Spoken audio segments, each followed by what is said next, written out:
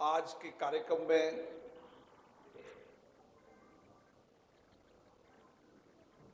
उपस्थित उत्तर प्रदेश विधानसभा के माननीय अध्यक्ष श्री सतीश महाना जी, उत्तर प्रदेश के यशस्वी मुख्यमंत्री योगी आदित्यनाथ जी, संसद में मेरे सहयोगी और अभी प्रतिपक्ष के नेता श्री अखिलेश यादव जी, वित्तीय और संसदीय कार्य मंत्री माननीय सुरेश खन्ना जी, उप मुख्यमंत्री जी, माननीय मंत्रीगण, उत्तर प्रदेश के सभी माननीय यशस्वी विधायकगण, देश की राजनीतिक और सांस्कृतिक हृदय स्थली उत्तर प्रदेश गोमती नदी के पावन तट पर, जहां देश की अलग अलग नदियां मिलती है, एक ऐतिहासिक प्रदेश, एक गौरवशाली प्रदेश की राजधानी लखनऊ में आकर मुझे बहुत प्रसन्नता हो रही है। उत्तर प्रदेश प्राचीन काल से ही हमारी सांस्कृतिक, आध्यात्मिक, बौद्धिक और राजनीतिक चिंता का केंद्र रहा है। भारत के स्वतंत्रता संग्राम के आंदोलन से लेकर अभी तक उत्तर प्रदेश की इस पवित्र भूमि में हमारे सभी राजनेताओं ने उत्तर प्रदेश के विकास के लिए यशस्वी काम किए हैं। मैं इस मौके पर उत्तर प्रदेश के माननीय मुख्यमंत्री योगी आदित्यनाथ जी को बधाई देता हूं, जिन्होंने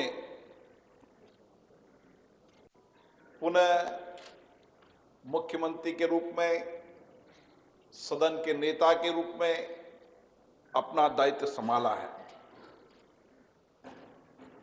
बहुत अपेक्षाएं, आशाएं, विश्वास के साथ जनता ने योगी आदित्यनाथ जी के नेतृत्व में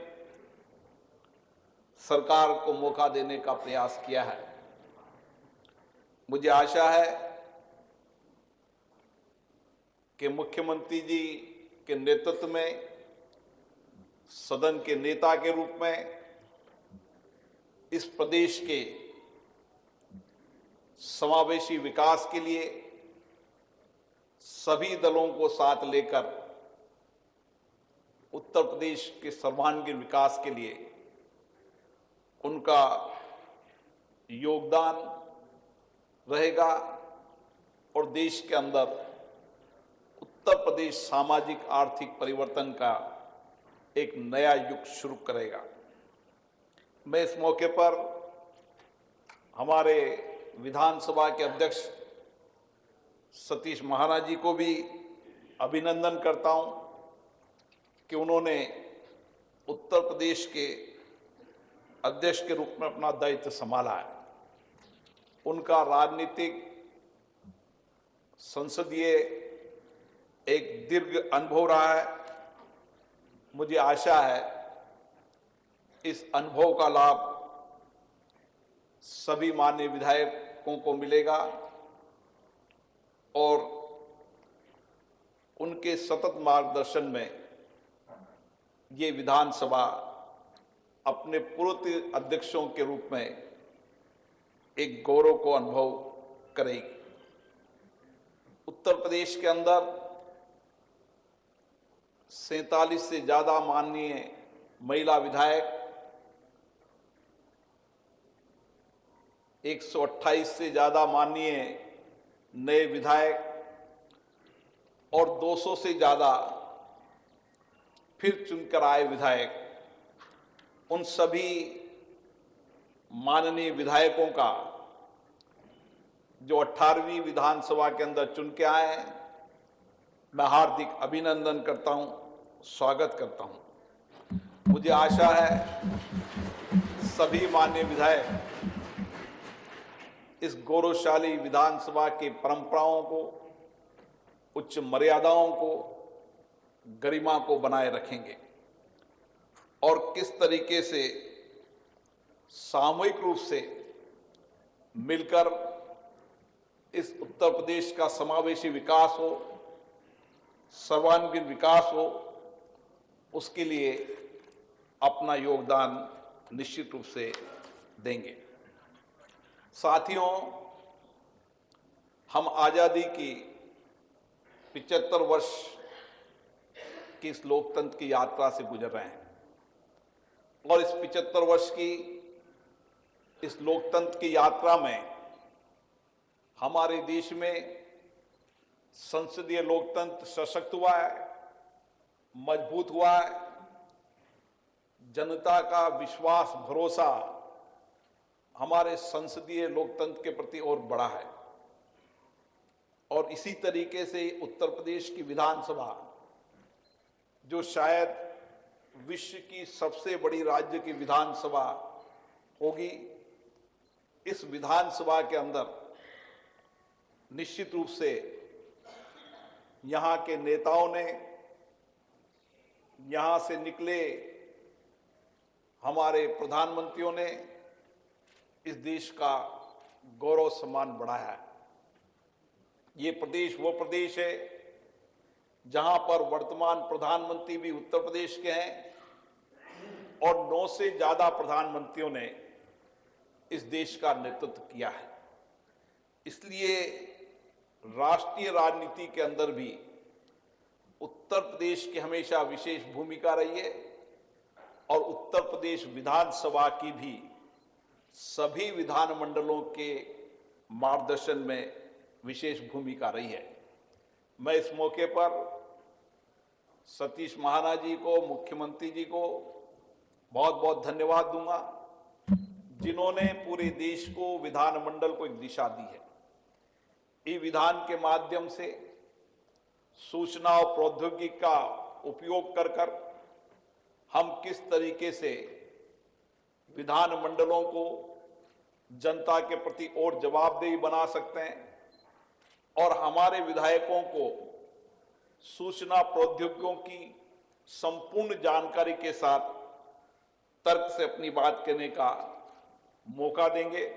निश्चित रूप से आज जो ई विधान और कंप्यूटराइज का शुभारंभ हुआ है, निश्चित रूप से सूचना और प्रौद्योगिकी का लाभ हमको भी मिलेगा और प्रदेश की जनता को मिलेगा। साथियों, भारत दुनिया का सबसे बड़ा लोकतंत्र है। जब आजादी प्राप्त हुई थी तो हमारे सामने एक चुनौती थी कि हम शासन चलाने की कौन सी पद्धति अपनाएं, लेकिन हमारे मनीषियों ने उत्तर प्रदेश में विशेष रूप से जवाहरलाल नेहरू ले लें, बाबा साहब अम्बेडकर ले लें, तमाम नेताओं ने बड़ी सूझबूझ के साथ संसदीय प्रणाली अपनाई। आज दुनिया के अंदर शासन चलाने की सर्वश्रेष्ठ पद्धति है तो संसदीय लोकतंत्र की प्रणाली है। और इसीलिए मैं कह सकता हूं कि इस समय हमारी बड़ी जिम्मेदारी हो जाती है कि हम किस तरीके से इस संसदीय लोकतंत्र के माध्यम से अपने दायित्वों को निभाते हुए जनता की अपेक्षाएं, आकांक्षाएं, विश्वास, भरोसे को कायम रखें।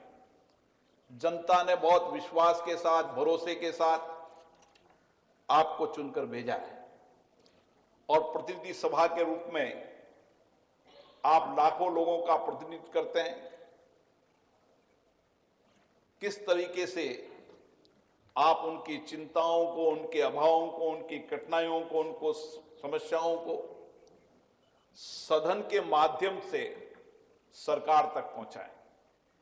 ठीक कहा मुख्यमंत्री जी ने कि ये सदन एक ऐसा केंद्र है जहां पर पूरे राज्य की जनता की भावनाओं का, 25 करोड़ लोगों की भावनाओं की, उनकी चिंताओं की, उनके अभावों की, कठिनाइयों का अगर एक साथ एक जगह उन सब का समावेश हो सकता है तो विधानसभा और संसद में हो सकता है। और इसीलिए इन विधान मंडलों का हम किस तरीके से चर्चा और संवाद के अंदर सार्थक उपयोग करें ताकि समाज में अंतिम व्यक्ति जो बैठा है उसकी अभावों को, उनकी चिंताओं को, उनके आंख के आंसुओं को हम पहुंच सकें और उसके जीवन के अंदर एक सामाजिक आर्थिक परिवर्तन ला सकें। बाबा साहब अंबेडकर जी ने सही कहा था कि हमें राजनीतिक लोकतंत्र के साथ साथ हमें सामाजिक लोकतंत्र भी लाना पड़ेगा। अगर हम राजनीतिक लोकतंत्र को मजबूत बनाना चाहते हैं तो हमें सामाजिक लोकतंत्र को मजबूत करना होगा, तभी देश के अंदर राजनीतिक लोकतंत्र मजबूत होगा। समाज के सभी लोगों की,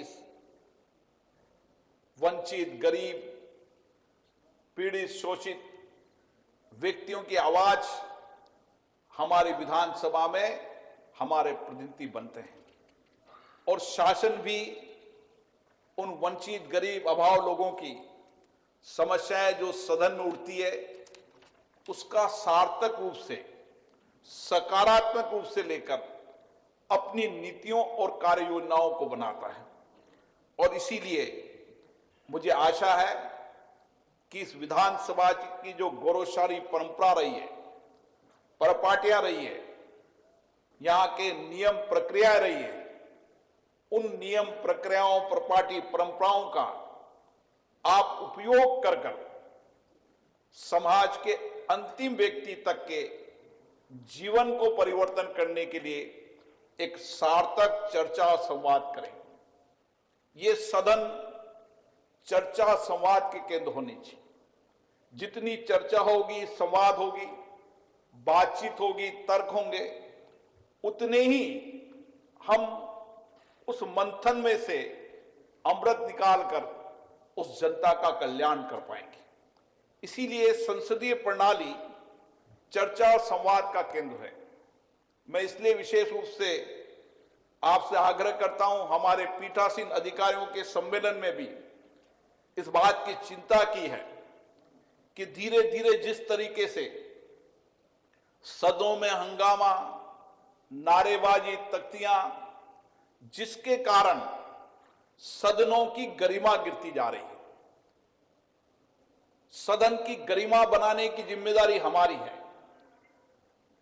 और क्योंकि ये प्रतिनिधि लोकसभा और विधानसभाएं होती है, इसलिए प्रतिनिधियों के आचरण और व्यवहार का आधार पर सदन की गरिमा बढ़ती है। इसलिए मेरा आपसे आग्रह है कि हमें इस 75 साल की लोकतंत्र की यात्रा के अंदर देश के इन विधान मंडलों की मर्यादा, गरिमाओं को बनाए रखने के लिए जहां उच्च कोटि की चर्चा हुई, संवाद हुई है, हमारे व्यवहार, आचरण ऐसा होना चाहिए कि हम तर्कों से बात करें, अपनी जनता की समस्याओं को ठीक से रखें और बेहतरीन राजनेता इन्हीं विधानसभाओं, लोकसभा से वो निकले हैं जिन्होंने तर्कों के आधार पर विधानसभा और लोकसभा में अपनी बातों को कहें। और देश के अंदर कई नेता जिन्होंने सर्वश्रेष्ठ रूप से अपने तर्कों के बात कहकर आज देश के नेता बने, तो विधानमंडल और लोकसभा देश के सर्वश्रेष्ठ नेता बनाने का भी एक माध्यम, एक मंच है। और मुझे आशा है कि आप इसी दिशा के अंदर काम करेंगे। मैं इस मौके पर एक बात और निवेदन करना चाहता हूं।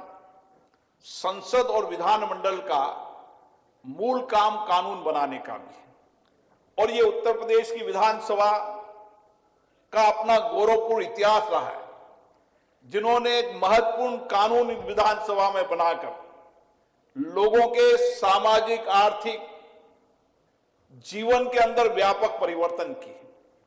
उनको संवैधानिक अधिकार के साथ उनका जीवन सरल हो, सहज हो, कानून की मदद के माध्यम से उनको त्वरित गति से न्याय मिल सके, इसके लिए इस विधानसभा का गौरवपूर्ण इतिहास रहा है। और इसलिए मेरा आपसे आग्रह है कि कानून बनाते समय हमें व्यापक चर्चा करना चाहिए, संवाद करना चाहिए। कानून बनाने के पहले भी हम जनता से इनपुट लें, जनता से संवाद करें। जितनी अच्छी कानून बनाने में चर्चा संवाद होगा, तर्क होंगे, सरकार को भी मार्गदर्शन मिलेगा और जिस जनता के कल्याण के लिए कानून बना रहे हैं उस जनता का भी कानून बनने से कल्याण होगा। देश की सरकार हो चाहे राज्य की किसी भी दल की सरकार हो, हर सरकार का एक ही मकसद रहता है कि हम कानून बनाकर लोगों को संवैधानिक अधिकार दें, न्याय का अधिकार दें। जो जीवन में उनकी कठिनाइयां, परेशानियां दैनिक जीवन में आती है, उसको सरलता दें। और इसीलिए अब कानून बनाते समय जिस तरीके से चर्चा संवाद की कमी आ रही, वह हमारे लिए चिंता का विषय है। मैं आपसे आग्रह करना चाहता हूं कि हमारे नए माननीय विधायक हैं, उनको पुरानी चर्चाएं, डिबेटें, उनका भी अनुभव प्राप्त करना चाहिए। क्योंकि ई विधानसभा होने के बाद और जिस तरीके से हमने एक प्रयास किया है, एक देश एक विधायी प्लेटफॉर्म, जिस पर आपको पूरी देश की विधानसभाएं, लोकसभा, राज्यसभा, सारे सदनों की कार्रवाई आपको एक प्लेटफॉर्म पर मिलने लगेगी और आप देख सकते हैं कि किस तरीके से किस कानूनों पर किस तरीके की चर्चा हुई, संवाद हुई। जितनी आप पुरानी डिबेटों का अध्ययन करेंगे, रिसर्च करेंगे, उतना ही बेहतर तरीके से कानून पर आप चर्चा कर पाएंगे। इसलिए मेरी आप लोगों से अपेक्षा है कि आप उन डिबेटों, चर्चाओं का अध्ययन करें, रिसर्च करें और अधिकतम समय विधानसभा में बैठने का हमें प्रयास करना चाहिए। जितनी देर आप विधानसभा के अंदर बैठेंगे, आपको उतनी देर अनुभवी विधायकों का मार्गदर्शन मिलेगा, उनके द्वारा कई बातों, तर्कों को आपको समझने का मौका मिलेगा, ताकि आप भी ठीक तरीके से अपनी बातों को, तर्कों को रखेंगे। क्योंकि मैं अभी नया अनुभव देख रहा हूं कि विधानसभा के अंदर बैठने की उपस्थिति की संख्या कम होती जा रही है। यह हमारे लिए चिंता का विषय है। हमें जनता ने चुनकर भेजा इस विधानसभा के लिए, विधानसभाओं की कार्रवाई में भाग लेकर उनकी बातों को, उनकी कठिनाई के लिए। तो मेरा आग्रह है कि आप इस दिशा की ओर भी काम करेंगे और कोशिश करेंगे कि देश और दुनिया की सबसे बड़ी विधानसभा चर्चा, संवाद का वह केंद्र बने जो सभी विधानसभाओं का मार्गदर्शन कर सके। मैंने माननीय अध्यक्ष जी से निवेदन किया है कि हम किस तरीके से, जब नई टेक्नोलॉजी का उपयोग कर रहे हैं, सूचना प्रौद्योगिकी का उपयोग कर रहे हैं, इतने कम समय के अंदर, इस 1.5 महीने के अंदर माननीय अध्यक्ष महोदय ने माननीय मुख्यमंत्री जी के मार्गदर्शन में जिस तरीके से ई विधान और पेपरलेस विधानसभा की ओर कदम बढ़ाए, निश्चित रूप से उसी दिशा के अंदर हमारी लाइब्रेरी, हमारा संग्रहालय देश और दुनिया का सबसे सर्वश्रेष्ठ संग्रहालय होना चाहिए। हमारी रिसर्च विंग एक बेहतर रिसर्च विंग होना चाहिए। हम हमारे विधायकों की कैपेसिटी बिल्डिंग कैसे कर सकते हैं, उसके लिए समय समय पर देश के बड़े बड़े विवादों का समय समय पर प्रबोधन कार्यक्रम होना चाहिए, ताकि हम हमारे कैपेसिटी बिल्डिंग करते हुए हमारे विधायकों की तर्क चर्चा को तीव्र संवाद के रूप में परिवर्तन कर सकें, एक बेहतर चर्चा संवाद कर सकें। इसके लिए उनकी कैपेसिटी बिल्डिंग के लिए भी हमें व्यापक प्रयास करने की आवश्यकता है। साथियों, जैसा कि नेता सदन ने बताया, प्रतिपक्ष के नेता ने भी बताया कि सूचना प्रौद्योगिकी का जितना उपयोग शासन और प्रशासन में होता है, उतनी शासन और प्रशासन में पारदर्शिता आती है। उसी तरीके से हम भी अगर विधानसभाओं के अंदर जितना सूचना प्रौद्योगिकी का उपयोग करेंगे, उतना ही अच्छा तर्क संवाद चर्चा कर पाएंगे। इसलिए इस देश के अंदर माननीय प्रधानमंत्री जी के नेतृत्व में जो नया परिवर्तन देश के अंदर हुआ है कि किस तरीके से हमने सूचना प्रौद्योगिकी को परिवर्तन कर शासन को जवाबदेही बनाया, प्रशासन को पारदर्शिता बनाई और एक ईमानदार शासन हो, बिना पक्षपात के, बिना भेदभाव के। जितना मानव संसाधन का उपयोग कम होगा, जितनी तकनीकी का उपयोग होगा, उतनी शासन प्रशासन के अंदर पारदर्शिता आएगी। और इस देश के रूप में प्रधानमंत्री जी ने उत्तर प्रदेश के ने इस दिशा के अंदर व्यापक प्रयास किया है, लोगों की जवाबदेही के साथ काम किया है। मुझे आशा है कि चाहे सत्ता में बैठे हैं, चाहे प्रतिपक्ष में बैठे हैं, हम सबका एक ही ध्येय और एक ही लक्ष्य है कि हम किस तरीके से हमारे प्रदेश की 25 करोड़ जनता के सामाजिक आर्थिक जीवन में परिवर्तन ला सके, कैसे समाज के अंतिम व्यक्ति के जीवन के अंदर एक व्यापक परिवर्तन लाकर समाज के वंचित, गरीब, अभाव में रहने वाले लोगों के जीवन परिवर्तन कर सकें। इसके लिए हम यहां विधानसभा में आए हैं। मुझे आशा है इस विधानसभा में इसी दायित्वों का हम निर्वहन करते हुए प्रदेश के समावेशी विकास के लिए अपनी संपूर्ण ऊर्जा से, अपने कठोर परिश्रम से, निष्ठा से, प्रतिबद्धता के साथ, एक सकारात्मक चर्चा के साथ इस प्रदेश का व्यापक विकास करेंगे और आने वाले समय के अंदर इस देश और दुनिया के अंदर, इतना बड़े राज्य के अंदर हम किस तरीके से समावेशी रूप में संपूर्ण क्षेत्र का, सभी लोगों का विकास करने के लिए इस विधानसभा के अंदर सामूहिकता के साथ मिलकर काम करेंगे। चाहे पक्ष हो, चाहे प्रतिपक्ष हो, सबकी अपनी अपनी जिम्मेदारी है, लेकिन सब सामूहिकता से इस बात की जिम्मेदारी मानते हैं कि मेरा प्रदेश कैसे आगे बढ़े और उसमें मेरा क्या योगदान हो।